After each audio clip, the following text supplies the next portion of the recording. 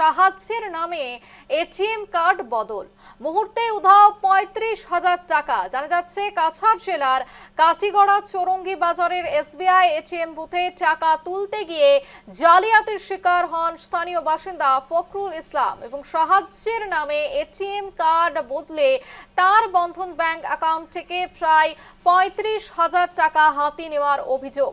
টাকা হারানোর বিষয়টি নিশ্চিত হওয়ার পরেই ফখরুল ইসলাম কাটিগড়া থানায় একটি অভিযোগ দায়ের করেন এবং অভিযুক্তকে দ্রুত শনাক্ত করে আইনি ব্যবস্থা গ্রহণ এবং আত্মসাৎ হওয়া টাকা উদ্ধারের দাবি জানান ভুক্তভোগী। তার অভিযোগের ভিত্তিতে কাটিগড়া থানার পুলিশ ইতিমধ্যে ঘটনার তদন্ত শুরু করেছে।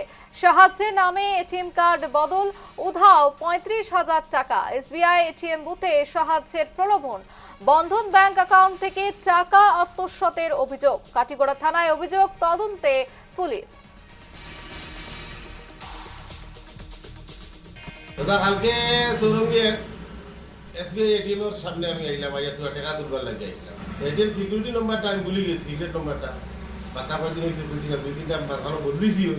তো তারপরে মানুষ একটা দাঁড়া আইলো, হেও টাকা তুলছে, মানে কার্ড হারাইছে, 12 বছর টাকা তুলছে কিনা আমিও তুলছি। পরে আমার হেল্প করার থাকলো যে কোনো কার্ড হারাই দিলাম, ঠিক আছে, কার্ড মেশিনে লইছে না, লাগার কারণে আমার বার করাই আমার দুই আবার হেল্পও করছে। করার পরে আমার মেন সিক্রেট নম্বরটা দেখি দিয়েছি, আমি কেন বিয়ান দিছি না, তুই চালাই না হিসাবে। এরপরে হলো কিন্তু হে তোমার হেমলেট মানুষ দুইটা হেমলেট লাগিয়ে আইছেন, হে করে উবার একটা আর একটা সামনে দুই তিনবার মারার মনে করে দাদা আপনার বোধ হয় ভ্যালিডিটি মনে শেষ হয়ে গেছে, নাই মনে হয় দেখেছেন কার্ডটা আপনার।